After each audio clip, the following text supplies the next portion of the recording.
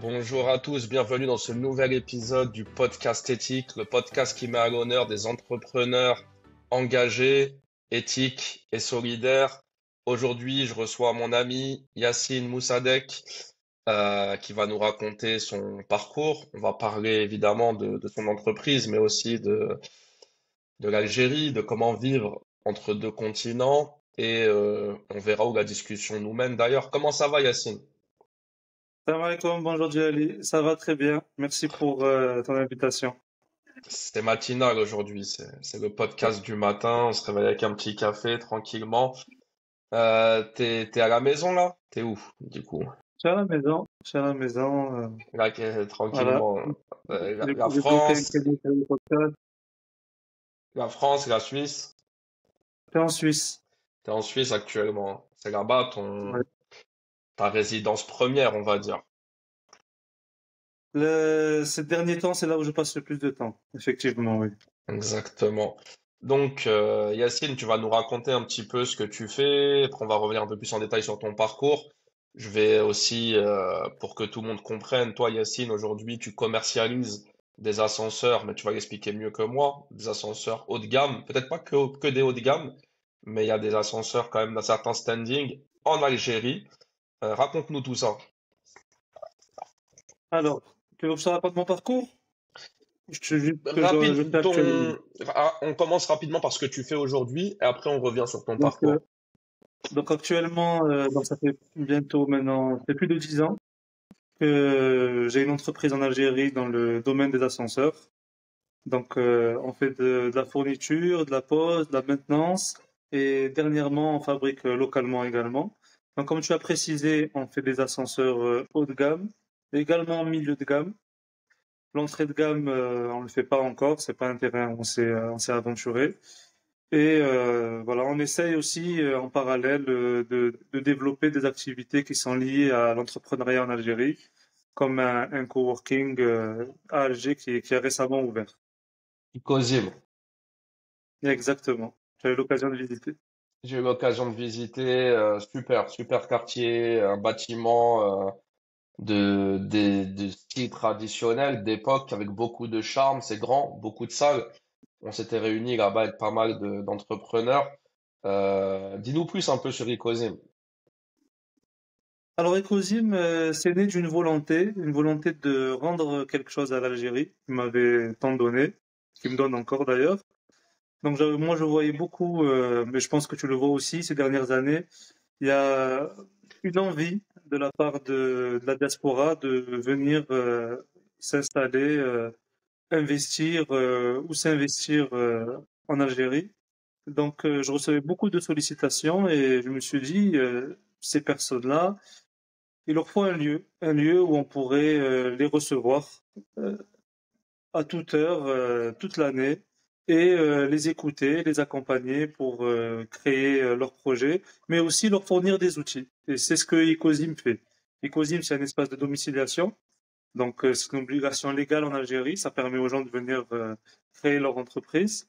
C'est aussi un espace où on peut recevoir, créer des événements, où on peut faire des formations, par exemple, à plusieurs salles, avoir des bureaux individuels, tout en faisant du coworking, donc avec des espaces partagés. Et on a accès à toutes les commodités. Donc, il y a Internet, il y a une cafétéria, il y a tout ce qu'il faut pour se lancer, pour travailler. Et c'est à l'image de ce que j'aurais aimé, moi, avoir à disposition quand j'ai commencé en Algérie à 10 ans, un peu tout seul, isolé, avec les moyens du bord.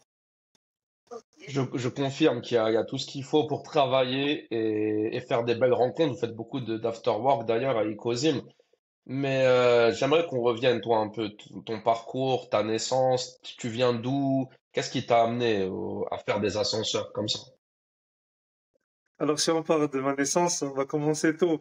Mais je suis né à Intaya, en Algérie, à Alger. C'est une Ah ouais, commune ok. d'Alger, oui. Une commune en bord de mer à l'est d'Alger. Et puis, très jeune, je pense comme de nombreuses personnes, je suis venu en France un peu par hasard. C'est ma mère qui a été débauchée d'Algérie à l'époque, c'était avant les événements. Donc, qui a été débauchée pour travailler en France. Et puis, Mon père qui a suivi le mouvement après un peu plus tard, parce qu'il n'a pas eu le choix avec les événements, c'était un peu compliqué. Donc, on s'est retrouvé en France, dans une situation plutôt confortable, hein, parce que ma mère, elle travaillait, elle avait un bon poste. Mon père, bon, tout de suite, il a lancé des activités, hein, il fallait bien remplir le frigo, même si c'était loin de ce qu'il faisait. Lui était journaliste, il faisait un peu de cinéma, etc. Donc, il a essayé de continuer en France autant qu'il pouvait. Et au fil des années, donc moi j'ai évolué, j'ai fait mes études en France, tout simplement. Euh, L'école, le collège, le lycée, qui m'a emmené dans une filière technique. Donc j'ai fait un bac en électrotechnique. Et après mon bac, je me suis dirigé vers de l'alternance. Donc j'ai fait une formation chez Otis. Otis, le leader mondial de l'ascenseur. Ouais, ils sont Donc connus. c'est à ce moment-là, voilà, c'est à ce moment-là que j'ai mis un pied dans l'ascenseur. Donc c'était une formation de 2 ans. À la fin de la formation, j'ai vu que je pouvais pas évoluer. Pour la petite anecdote, j'étais parti rencontrer mon contremaître et tous les matins, moi, je voyais les commerciaux, costumes, la belle voiture, qui débarquaient, qui montaient à l'étage, à l'administration pour faire le point. Donc, je dis demande à mon contremaître, est-ce qu'un jour je pourrais, moi aussi, monter à l'étage, quoi. Faut gravir les échelons. Surtout ils nous bassinaient en nous disant oui, on a un nouveau directeur, il vient du terrain, etc. Donc je me suis dit, ah, c'est possible. Tu vois, ils voulaient juste argumenter pour nous dire, vous inquiétez pas, c'est ce que vous vivez. Mais en réalité, c'était de la poudre aux yeux, puisqu'il m'a tout simplement dit que dans le meilleur des cas, dans 20 ans, je serai à sa place. Ah ouais, Moi, je 20 voulais ans. pas être à sa place. Voilà, moi, je voulais pas être à sa place et je voulais pas attendre 20 ans pour évoluer. Donc, ce que j'ai fait, c'est que j'ai pas continué chez Otis. J'ai fait le tour de tous les lycées de Marseille qui proposaient un BTS technico-commercial. Je me suis inscrit sur Parcoursup, j'ai fait de motivation, je suis parti au jour des portes ouvertes et j'ai été pris voilà, dans une classe de BTS. Donc, j'ai repris les études. J'étais un peu plus âgé que la moyenne à l'époque, puisque moi, j'étais déjà sorti un petit peu du cursus scolaire, hein. J'étais parti faire une formation, certes diplômante, mais c'était en dehors de l'école, quoi. C'était dans un centre de formation dédié à Otis. Et je suis parti donc faire mon BTS. Ça s'est très bien passé, 2 ans. J'ai fait un stage dans une entreprise d'ascenseur. J'allais en dehors de mes périodes de stage, j'allais dans cette entreprise-là pour apprendre encore. Et j'avais parmi les meilleurs résultats. Donc, tu étais Voilà, j'ai vraiment, au début, tu t'étais à la maintenance, quoi. Tu faisais la maintenance des ascenseurs. fait de la modernisation en fait. Je réparais des anciens ascenseurs, D'accord. entre guillemets réparer. C'est-à-dire qu'on venait changer le moteur, on venait changer toutes les parties qui étaient anciennes pour des nouvelles, pour du neuf. C'était un gros marché puisque c'était une loi, une obligation pour les propriétaires d'ascenseurs de refaire leurs ascenseurs. Donc il y avait une grosse demande et donc il y avait de la formation autour. Voilà, les grands groupes ont investi dans la formation de jeunes, ont été très bien payés d'ailleurs à l'époque, hein. Donc Donc, toi, c'était une opportunité. les ascenseurs, tu les connais, tu sais les manipuler, tu connais le fonctionnement d'un ascenseur sur le bout des doigts, de toute façon. Sur le bout des doigts, je ne saurais pas à l'époque, j'étais débutant, mais en tout cas je connaissais le principe. J'avais encore beaucoup de choses à apprendre, mais je connaissais le principe. J'avais fini mon BTS. J'ai cherché, hein, j'ai postulé, j'ai regardé pour essayer de, tu vois, trouver un travail, quoi. Je me voyais bien faire carrière. Moi, j'étais bien avec mon petit costume. À l'époque, j'avais vendu ma voiture, je m'étais offert un classe C. Donc, j'étais content, tu vois. J'étais là, j'avais l'impression d'avoir un statut. Mais plafond de verre, on te fait comprendre que t'évolueras pas. Bon, ça, c'était avant. Après, quand j'ai décidé d'être commercial, j'aurais pu évoluer, j'aurais pu faire carrière dans une entreprise. Ouais. Mais j'ai eu une autre opportunité. Donc, je suis parti en vacances en Algérie, où mon père était retourné depuis quelques années. Et on m'a présenté un projet de financement. C'était l'ANSEJ à l'époque, l'Agence nationale pour le soutien à l'emploi jeune, qui proposait ça. Ça a changé de nom depuis. Il proposait donc de prêter jusqu'à l'équivalent de 100 000 euros qu'on pouvait rembourser après 3 ans. Donc pas de remboursement pendant 3 ans, avec une exonération d'impôts dégressif pendant 5 ans, dans zéro les 3 premières années, et ils finançaient absolument tout. Ils te donnaient pas de l'argent, mais ils allaient te louer un local, le meubler, l'équiper en informatique, t'acheter un véhicule, de l'outillage. Donc moi j'ai été très raisonnable. J'y ai pas cru au début, mais on m'a poussé, on m'a dit vas-y, moi, j'aurais dit ça n'existe pas, ça dans le monde entier ça n'existe pas. Tu veux Oui. lancer un projet, tu n'es pas produit combattant. Donc 100 000 euros, pas d'impôts, etc. Non, je me suis dit, je vais le faire quand même. Je suis parti, on m'a donné les pièces à compléter, j'ai ramené mon dossier. J'étais raisonnable, hein, j'ai demandé à l'époque l'équivalent de 50 000 euros. Donc j'ai fait le nécessaire et puis mon dossier a été accepté. Je suis passé en commission, validé. Donc il n'y avait plus qu'à. Il n'y avait plus Magnifique, qu'à me ouais. lancer dans l'entrepreneuriat. Tout Magnifique. simplement. Comme tu as dit, ouais, ce genre d'aide, c'est vrai que je connais pas, moi, j'ai pas vu ça ailleurs. Et ouais, il te facilite vraiment. Ça s'appelle comment le Renseiges aujourd'hui? Ça a évolué? Ça Il existe me toujours? semble, ça a évolué, ils l'ont appelé Nesda. Et je j'ai pas le nom, le dernier nom, parce qu'ils l'ont passé à l'anglais. Mais si Mais vous le- cherchez Nesda sur Google, vous allez tomber sur le nouveau nom. Ils ont changé, ça a évolué en 10 ans, et des choses qui ont évolué, mais le principe reste toujours le même. Donc c'était vraiment une opportunité. donc pour Honnêtement, si c'était pas ça, ceux qui veulent voilà. entreprendre aujourd'hui, il y a encore ce système d'aide. Il y a encore, ou qui ne veulent, moi j'ai entrepris par opportunité. S'il n'y avait pas ce système-là, peut-être je me serais concentré à faire une carrière dans une entreprise. Et j'aurais évolué peut-être vers l'entrepreneuriat plus tard, hein, puisque je pense que c'est ma nature d'entreprendre, en tout cas d'avoir des responsabilités. Donc, moi, j'ai saisi l'opportunité et puis je regrette pas, tout simplement. Et alors, comment ça démarre cette entreprise? Redis-nous le nom de ton entreprise. Est-ce que c'était déjà ça à l'époque? Alors, mon entreprise, c'est déjà ça. Donc, moi, je suis un feignant sur la partie administrative. J'avais On pas voit envie de ça, ouais. déposer un nom, de faire du branding. Tu vois, c'était il y a plus de 10 ans, je venais de démarrer. J'avais mon registre de commerce entre les mains. Et tout simplement, mon registre de commerce que j'ai fait à mon nom, parce que j'ai pas voulu déposer de nom, j'ai pas voulu aller vers une SARL, j'ai fait le modèle le plus simple, sans passage chez le notaire, sans rien du tout. Donc j'avais mon registre entre les mains, Kaidi, Moussadek, Yassine. Mon prénom, nom, prénom. Qu'est-ce que j'ai fait? J'ai pris mes initiales, KMY. J'ai ouvert Paint et j'ai collé ça sur Paint avec un logo d'ascenseur que j'ai trouvé sur Google Images. Voilà, j'ai coloré tout ça. Et puis j'ai eu mon Tu l'as premier changé dépôt. depuis le logo ou c'est toujours le même? Et là, je l'ai changé maintenant. Il est jaune et noir. Il est plus Euh, simple. Il fait moins référence à l'ascenseur. Donc Mais là, pareil, hein, j'ai créé un site web. Tu vois. J'ai- j'étais à la bibliothèque. J'ai ouvert mon PC. J'ai regardé des tutos et puis j'ai créé un site web. J'ai modifié des templates. Je suis allé au plus simple. Mais j'ai fait les choses. t'as fait autodidacte. Mais raconte-nous, Exactement. bah ok, ils t'ont aidé, 50 000 euros, c'est génial. Comment tu trouves ton premier client?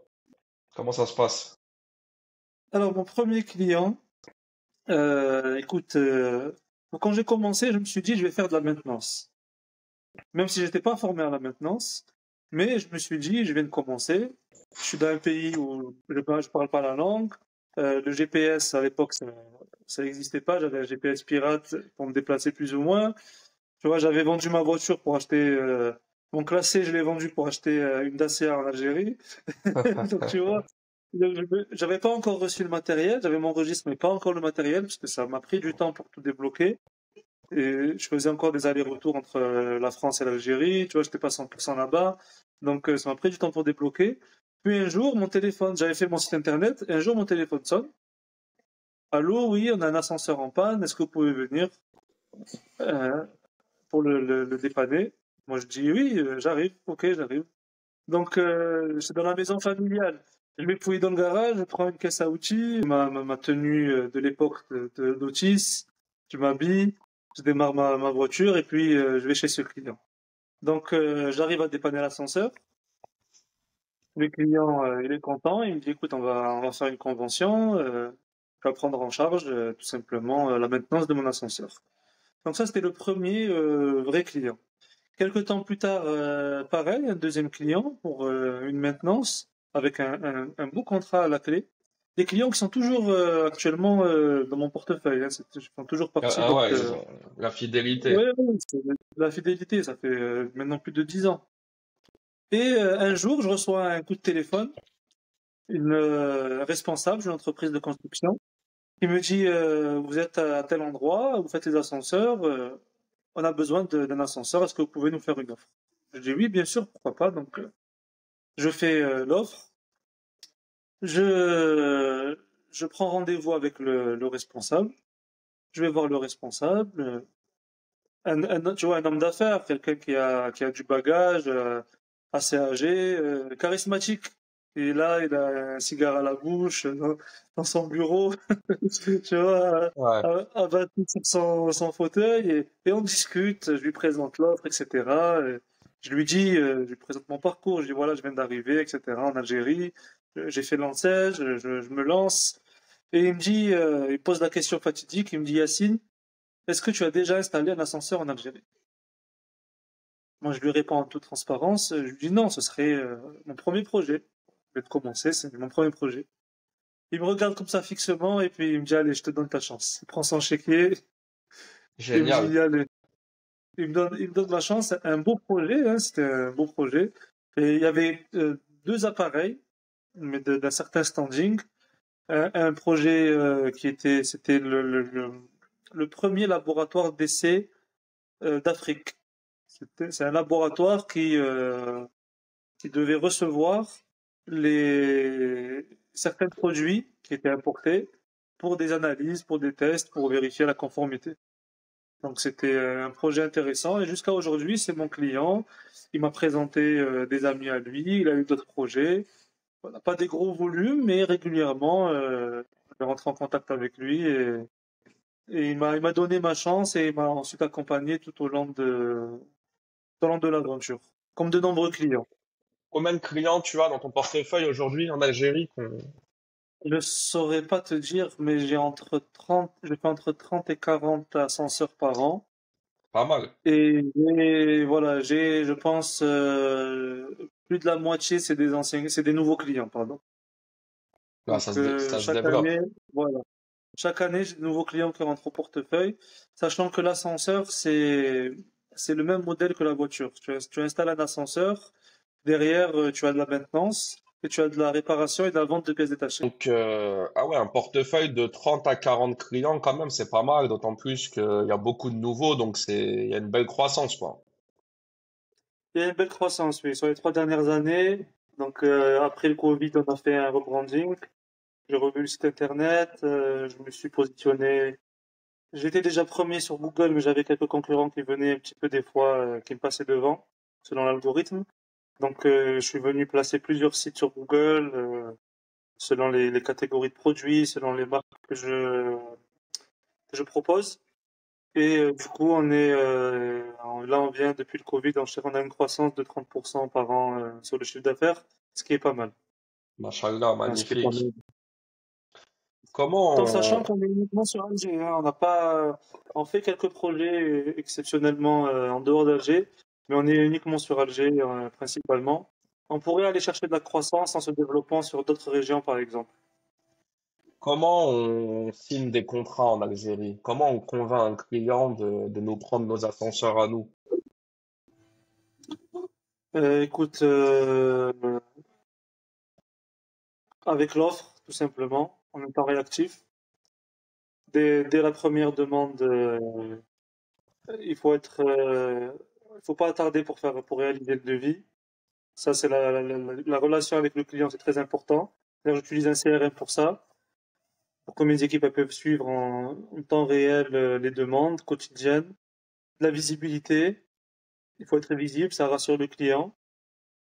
Quand le client il reçoit une offre après vous avoir contacté, bon, il a besoin des fois de faire une petite recherche, d'aller visiter un ascenseur déjà existant pour se rendre compte de la dimension tout simplement de l'entreprise. Donc c'est ces détails-là, voilà, qui font qu'on arrive à se démarquer par rapport à la concurrence. Est-ce Pas que forcément une question de prix, pas forcément, tu vois, ces choses-là, c'est à la discrétion du client. Il y a des clients qui cherchent le prix, d'autres qui cherchent la qualité, d'autres qui cherchent le service, d'autres qui cherchent l'humain, tout simplement. ouais, Ils c'est veulent sûr. travailler avec quelqu'un en particulier. Donc, Est-ce que chaque contrat que tu signes, tu te déplaces toi physiquement pour convaincre le futur client, ou est-ce que pour certains contrats aujourd'hui, tu as des commerciaux dédiés qui font le travail pour toi? non, je me déplace plus. Ça fait longtemps que je me déplace plus, à part certains clients qui réclament des réunions, etc., pour des grands projets. Là, je me déplace éventuellement. Pas forcément en première intention, mais selon mon agenda. Sinon, j'ai les commerciaux qui font le travail sur le terrain. Et encore un, j'ai plus de commerciaux. J'ai un commercial sédentaire et après, j'ai juste l'équipe technique qui font le nécessaire et l'administration qui fait le nécessaire. On visualise bien, toi, tu passes combien de temps en Algérie par mois? J'essaie d'y aller 5 jours par mois. Donc 30 jours par an. 5 jours consécutifs? Oui, 5 jours consécutifs. Je pars le lundi, par exemple, je reviens le vendredi. Je sais, Yacine, que, bah, sans trop dévoiler, hein, t'as une vie de famille, t'es marié, t'es papa. Comment tu concilies cette vie de famille avec le fait de leur dire, ben, voilà, 5 jours du mois, je suis pas Mais le reste du temps, je suis 200% là. Tout là. simplement. Bonne réponse. C'est vrai que quand t'es là, Tout hein. simplement. C'est un équilibre, hein. C'est un équilibre. Quand je ne peux, si je ne dois pas partir, je ne pars pas. Donc, moi, je m'organise. Si je dois partir, faut que je sois performant, que je pars à des dates particulières, que je vais assister à des événements ou des réunions importantes. Il faut que ce soit bénéfique. Si je pars juste pour visiter Alger, c'est pas la peine. Il a déjà visité, ouais. Donc Voilà, la famille en priorité de toute façon. exactement. Et c'est quoi la suite? T'as d'autres idées après les ascenseurs? Écoute, la suite, c'est de développer déjà, parce que c'est un business qui fonctionne. Et comme je t'ai dit, on a encore la possibilité d'aller chercher de la croissance. Moi, j'ai des amis qui font 5 fois mon chiffre d'affaires. Ils sont plusieurs, ils sont associés, ils couvrent 3 régions. Ils sont là depuis plus longtemps que moi. Ils sont pas forcément plus visibles que moi. Donc, je peux faire aussi bien, voire mieux. Inch'Allah. Donc ça, c'est l'objectif premier, Inch'Allah, c'est tout doucement, en fonction des opportunités, en fonction des capacités aussi, hein, parce qu'il faut des moyens pour faire ça, des moyens financiers, des moyens humains. Donc, quand toutes les planètes seront alignées, Inch'Allah, je pense qu'on pourra aller chercher encore de la croissance, tout en préservant un équilibre, parce que j'ai une qualité de vie, quand même, j'y tiens, j'ai pas envie de non plus me lancer, tu vois, à 1000% dans une expansion qui va venir perturber mes habitudes. Je suis d'accord avec toi. Moi, tu connais ma position là-dessus, mais moi, c'est pire, hein. Moi, j'entreprends pas vraiment. Je suis freelance, pur solopreneur. Je fais mes petits trucs depuis mon bureau et ça me va très bien. Mais après, C'est très bien. ses choix de vie, chacun ses motivations. Il y a des gens qui ont besoin d'une certaine stimulation quand ils se réveillent le matin, tu me le disais une fois, toujours considérer qu'on n'a rien, qu'on a zéro pour justement ne pas se reposer sur ses lauriers et aller chercher toujours plus. C'est une belle philosophie, ça. Exactement. Elle convient pas à tout le monde, mais moi, c'est la philosophie que j'ai dans mes investissements, dans mon travail, etc. Je fais en sorte d'être toujours stimulé et de ne pas être trop dans le confort. Pour le matin, quand je me lève, ben, je fais l'effort nécessaire. Pourquoi? Parce que on évolue, on a des confrères, on a des concurrents, hein, bon, si on s'entend bien avec eux, Et celui qui fera un peu plus que les autres, ben, il va décrocher l'affaire, tu vois, qui va aller chercher un bénéfice important, qui va venir le conforter dans sa position, etc. La petite attention en plus pour le client, qu'il soit existant ou nouveau. Mais pour faire avoir ce mindset, il faut avoir le ventre vide. Il faut avoir le ventre vide, il faut se lever le matin et se dire, j'ai pas le choix. Si je me lève pas, si je me bouge pas, ben, je vais aller droit dans le mur, quoi. On le sait, ouais. Je vais perdre ma dynamique. Mais il y a aussi, il y a des personnes qui arrivent à faire ça tout en étant dans le confort. Qui ont cette motivation de se dire, j'ai fait, je sais pas, moi, j'ai fait 1 million cette année, l'année prochaine, je vais faire 2 millions, je vais verrouiller mes acquis, etc. Ouais, Tu vois, d'ailleurs, qui vont aller en tant qu'entrepreneur, tu réinvestis beaucoup de ce que tu gagnes, si je dis pas de bêtises. tout, tout. Tu te laisses pas un petit épargné pour toi, il n'y a pas d'utilité pour l'instant en tout cas. Moi, je laisse rien, moi, je laisse zéro. L'argent, les moyens, tout ce que tu peux, l'expérience, tout ce que tu peux gagner en entreprenant, il faut le réinvestir. Si tu apprends quelque chose, tu as une information, tu gagnes un petit peu d'argent et que tu les mets dans un coin, tu les touches pas, tu auras fait ça pour rien. Évidemment, oui, tu t'as pas une grosse épargne, mais bon, tu as quand même de quoi vivre ta petite vie tranquillement.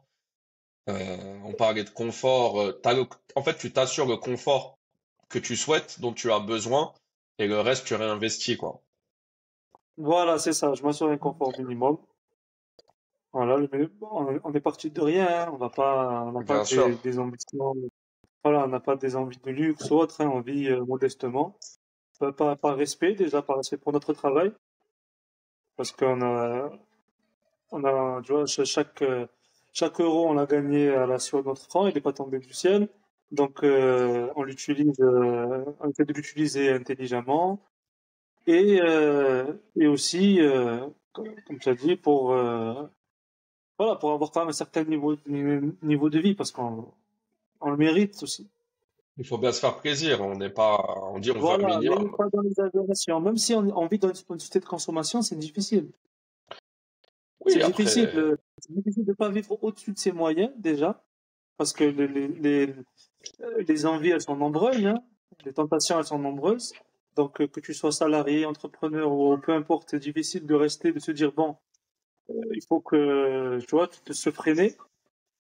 Et, c'est difficile parce que c'est une gestion quand tu entreprends. Tu sais pas combien tu vas gagner le mois prochain.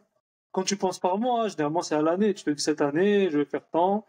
Et l'année prochaine, je ne sais pas. Tu peux avoir, on a eu le Covid, hein, tu peux avoir des événements comme ça hein, imprévus. Tu peux tomber malade. Il y a plein de choses. Ben, Inch'Allah, on va pas tous les citer, mais il y a non, plein de il y en choses a qui peuvent plein. arriver. Voilà, et qui font Tu, que tu parlais de visibilité tout à l'heure. Tu disais que toi, tu étais plus visible que d'autres. Sur LinkedIn, notamment, c'est les réseaux sociaux. T'es sur d'autres réseaux d'ailleurs, à part LinkedIn? je suis sur LinkedIn, je suis sur Instagram, YouTube, TikTok. Alors, j'y suis pas personnellement, même si des vidéos de moi circulent. J'ai une équipe qui s'occupe de ça. Moi, je m'occupe de mon LinkedIn. Ça reste assez perso. Donc, je parle de toutes mes activités. Mais sinon, chacune de mes activités, elle a des canaux dédiés où elle diffuse du contenu. D'accord, mais LinkedIn, tes posts au nom de Yacine, c'est toi qui as la main, c'est toi qui fais tes Oui. posts. Depuis quand tu crées du contenu comme ça? Écoute, je ne saurais pas te dire depuis quand exactement. Mais depuis quand je suis actif régulièrement, je dirais depuis le Covid. D'accord. Depuis le Euh, Covid, j'ai commencé à participer à des podcasts, à être visible sur LinkedIn. Quand est-ce que tu as commencé à créer du contenu sur LinkedIn? Donc j'ai commencé depuis le Covid. J'ai commencé à être un peu plus régulier, à partager surtout mon parcours. Et ça a attiré des followers, des invitations dans des podcasts. Et c'est ce qui m'a ensuite amené à avoir une activité plus soutenue. Là, comme tu as vu ces derniers temps, voilà, on est beaucoup plus actif. On a été stimulé aussi, hein. On a eu l'apparition du classement Favicon en Algérie. Donc, le fait d'être dans un classement, je pense que quand tu entreprends ou même quand tu as l'esprit compétiteur, quand tu te mets dans un classement, bon, ben, tu essayes d'évoluer, simplement. Donc, ça nous a motivés à être plus actifs. Tu été bien classé, toi, d'ailleurs, dans le Favicon. 1% Algérie, donc parmi les 10 premiers, 10-15 premiers, Top. ce qui est pas mal. Ce qui est vraiment pas mal. Et tu crées du contenu sur LinkedIn vraiment pour faire du business ou parce que tu as envie d'inspirer aussi les entrepreneurs? Alors, moi, je voulais surtout partager mon expérience. Et puis, quand j'ai vu que ça intéressait donc, de nombreuses personnes qui me demandaient des conseils, des retours d'expérience, j'ai commencé à communiquer là-dessus et j'ai pris goût, en fait, au fait de partager mon parcours et de voir des gens autour de moi se motiver pour entreprendre en Algérie, pour même aller y vivre, pour se rapprocher de leur pays, tout simplement. Donc, c'est vrai que j'ai axé ma communication autour de ça. Bien sûr, en parallèle, j'essaie de promouvoir mes activités, même Bien si j'ai sûr. jamais vendu d'ascenseur sur LinkedIn. Mais avec Ecosym, par exemple, c'est plus propice à ce type de communication. Donc, voilà, c'est le chemin que j'ai pris, en tout cas, Ouais. aller vers du partage, vers de la motivation, du mindset. C'est ce que j'essaie au quotidien de diffuser sur LinkedIn. Et puis le réseau que tu te crées, enfin pour moi c'est phénoménal. Ben, toi, mais d'autres, le réseau que j'ai pu me créer grâce à LinkedIn. Est-ce qu'une bonne partie de ton réseau tu l'as créé avec LinkedIn ou est-ce que tu l'as créé en dehors? Mon réseau actuel, oui. Je l'ai créé, je pense, intégralement grâce à LinkedIn ou à des connexions via LinkedIn. Sachant qu'avant, j'étais pas très réseautage. Moi, je faisais mon business, j'étais dans mon coin. Et avec LinkedIn, voilà, j'ai commencé à rencontrer des personnes. Ben, Ecosym, c'est une création. C'est Yazid, par exemple, que j'ai rencontré sur LinkedIn. Notre ami On s'est Yazid, ouais. croisé, voilà, on s'est croisé sur des salons, et puis de fil en aiguille, on a passé du temps ensemble, et on a monté un projet ensemble, et on en montera d'autres, hein, probablement, celle-là. Donc voilà, vraiment, LinkedIn, ça a été un game changer, quoi, en fait. Je Ouais, pense que dans puisque les prochaines ouais. années, voilà, je verrai d'autres projets, des projets qui me tiennent à cœur, des projets aussi rémunérateurs, mais qui seront nés de LinkedIn. J'en doute pas. Moi, ce que j'aime bien, c'est que dans ta com, tu as toujours été innovant. Il y a l'intelligence artificielle. Aujourd'hui, c'est pas un secret. 99% des créateurs réguliers l'utilisent. Bon, le problème, c'est que certains l'utilisent mal. Toi, tu l'utilises bien, au point où, pour les gens qui sont pas avertis, on ne sait pas que c'est de l'intelligence artificielle derrière. Et là, j'ai bien aimé quand tu as créé tes BD récemment. Ça, je pense, ça demande un petit peu de temps de préparation. J'ai essayé, c'est pénible hein, dans la conception, mais t'as innové parce que t'es peut-être le seul ou en tout cas moi j'en voyais pas hein, des gens qui faisaient des BD comme ça aussi élaborés. Comment ça t'est venu Mais cette écoute, idée? c'est un cheminement. C'est un cheminement. Je pense que peut-être que tu m'as connu dans cette période, ou en tout cas, moi, j'ai eu beaucoup de followers dans cette période. Moi, j'ai commencé avec une intelligence artificielle qui s'appelait Midjourney à générer des images. Donc, c'était des images de super-héros, par exemple, dans le contexte algérien ou dans d'autres contextes, où c'était des images qui avaient l'air très réalistes, mais qui étaient générées à 100% par l'intelligence artificielle. Et j'ai voulu faire une bande dessinée, à l'époque déjà, parce que je suis un amateur de bande dessinée, en tout cas dans ma jeunesse, j'en lisais beaucoup, mais j'arrivais pas. Tu lisais quoi comme BD? Ouais, je disais, bon, j'ai lu les classiques, hein, les Tintins, les Black et Mortimer, les Dragon Ball, je lisais D'accord. de tout, hein, manga, BD, vraiment, vraiment de tout, hein. Ok. L'Enfance de Troie quand c'est sorti, tout c'est vraiment, je mets entre midi et deux, quand j'étais au collège, au lycée même, j'allais au CDI et puis je bouffais de la BD. ma mère, elle allait faire les courses, elle me laissait au coin un BD de Carrefour et je bouffais de la BD. Mon père, pareil, les après-midi, il m'emmenait à la Fnac et puis on bouffait de... Donc là, Lui, ouais, tu vois. là, tu viens sur LinkedIn et tu t'amuses en fait. Moi, je m'amuse sur LinkedIn. Et la BD, c'est parti d'où? Dernièrement sur LinkedIn, tu as vu, il y avait la mode des images inspirées par un manga japonais. Oui, J'ai oublié comment ça Ghibli. s'appelle. Les Ghibli. Voilà, c'est ça. Et moi, quand j'ai vu ça, je me suis dit, mais en fait, maintenant, je peux faire une BD. Puisque comment on faisait ça? On prenait une image, une photo, et on venait demander à ChatGPT, via DALL-E, de la convertir en dessin. Mm. Donc moi, j'ai commencé, je me suis dit, ben, je vais faire une BD, je vais prendre des photos, des images, tu vois, que j'ai prises moi-même ou bien que je vais trouver sur Internet, et je vais demander au logiciel de les mettre sous format BD. Et puis après, tout doucement, j'ai commencé à peaufiner le truc. Je pense que tu as vu, je suis monté en qualité. Ouais, ouais, Au début, ouais, au début, les slides, bon, ça se ressemblait pas trop. Il y avait des styles un petit peu des fois différents. Le texte était ChatGPT qui le faisait, et il faisait des fois des erreurs, etc. Et puis maintenant, je suis monté en qualité et quand je fais une BD, j'ai un cahier des charges, tu vois, j'ai un fichier PDF avec le cahier de charges que j'envoie à ChatGPT, il sait ce qu'il doit faire. Je fais ce qu'on appelle des model sheets, c'est-à-dire, par exemple, j'ai un personnage, il va le faire sur plusieurs angles, je vais à chaque fois lui redonner l'image pour qu'il puisse la reproduire le plus fidèlement possible. Donc, je me suis inspiré de ce que font les dessinateurs de BD. Ils font pas comme ça, ils prennent pas une feuille, un stylo et ils dessinent. Non, il a des modèles, tu vois, il a un cahier de charge à respecter, il a des codes couleurs, il a toutes ces choses-là. Et ça lui permet d'avoir une BD de A à Z qui est cohérente.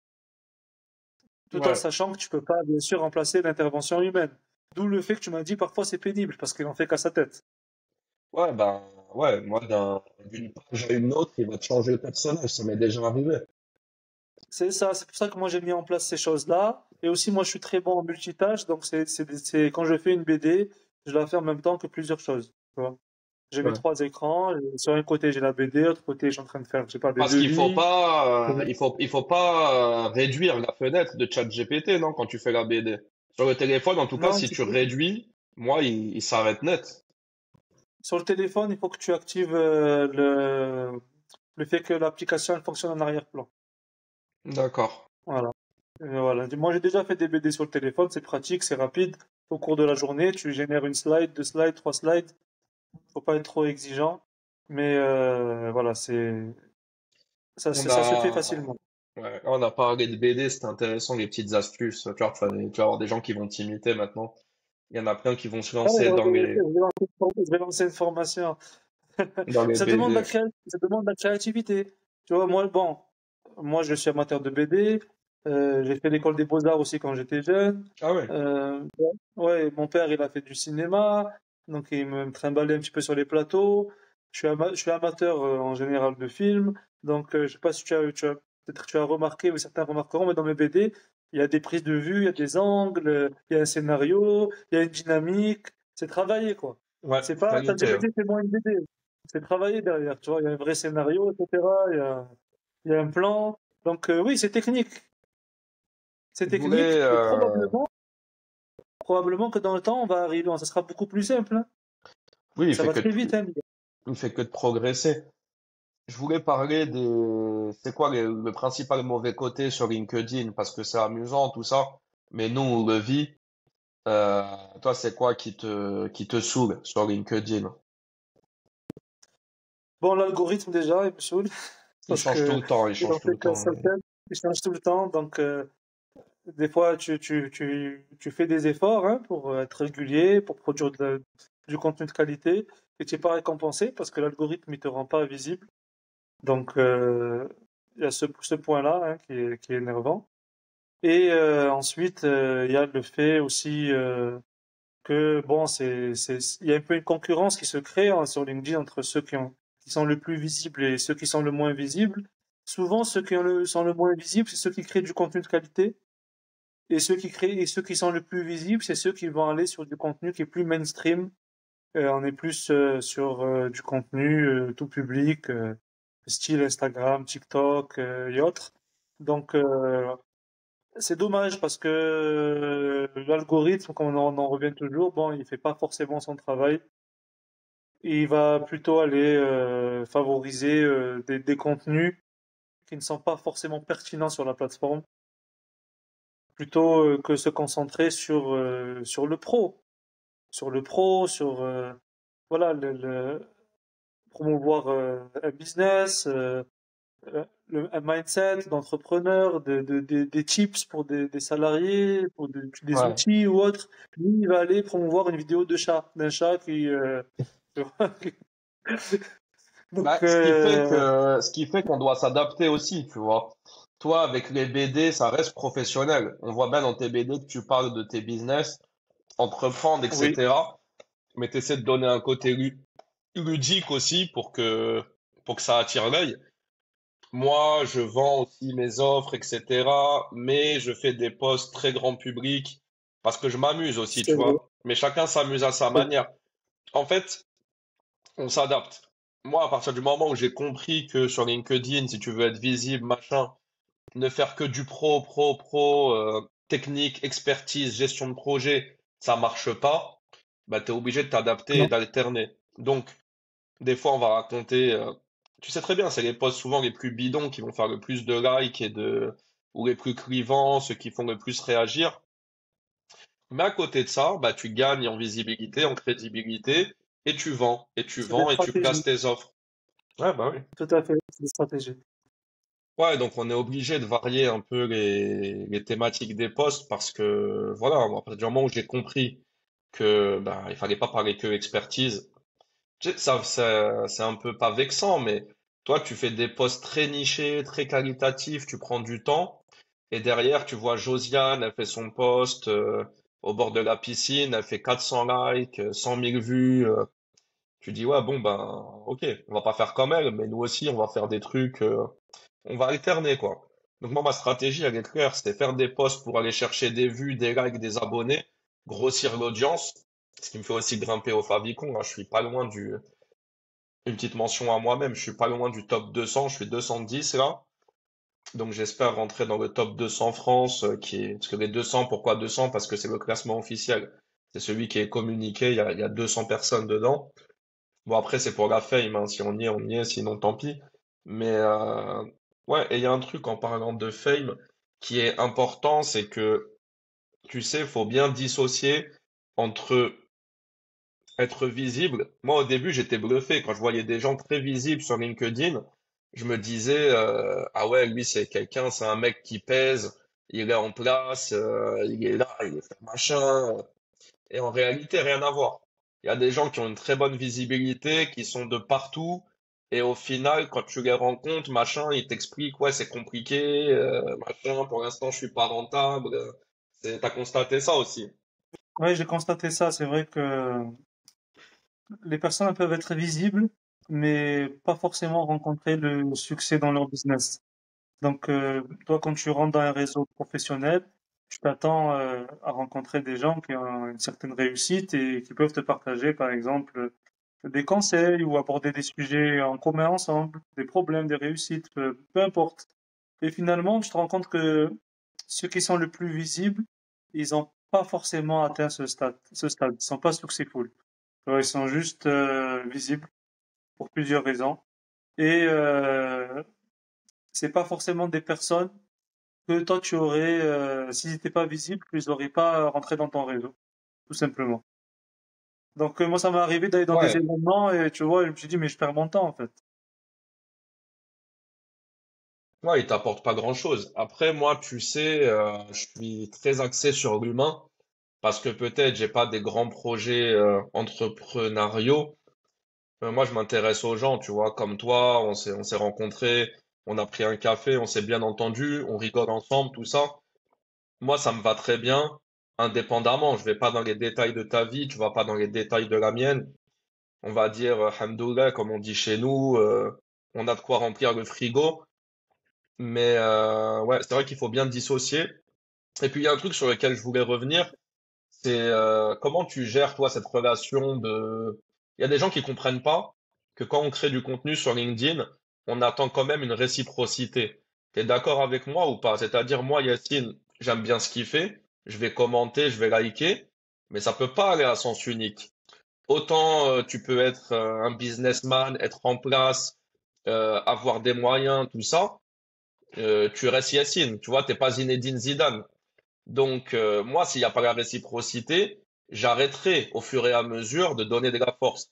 T'es d'accord avec ça? Ou pour toi, il faut liker et commenter si on aime, même si l'autre ne nous rend pas l'ascenseur, pour faire un Écoute, jeu de mots. c'est un état d'esprit.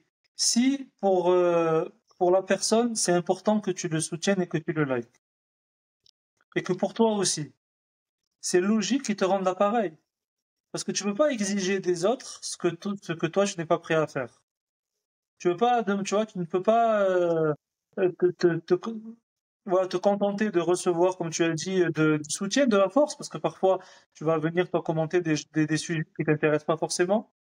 Mais comme tu sais que c'est important pour la personne d'avoir de la visibilité, de promouvoir son business, de promouvoir un projet, toi, tu vas aller le commenter, tu vas le liker, peut-être même partager son post. Alors que tu as aucun intérêt, tu vois, dans ce qu'il fait. Mais tu as le droit d'attendre en retour qu'il fasse la même chose si c'est important pour toi. Donc, moi, Je suis d'accord. tu vois, le problème, il vient pas de toi, il vient de la personne qui reçoit, mais qui rend pas. Alors qu'elle sait très On bien dirait que c'est important, tu vois.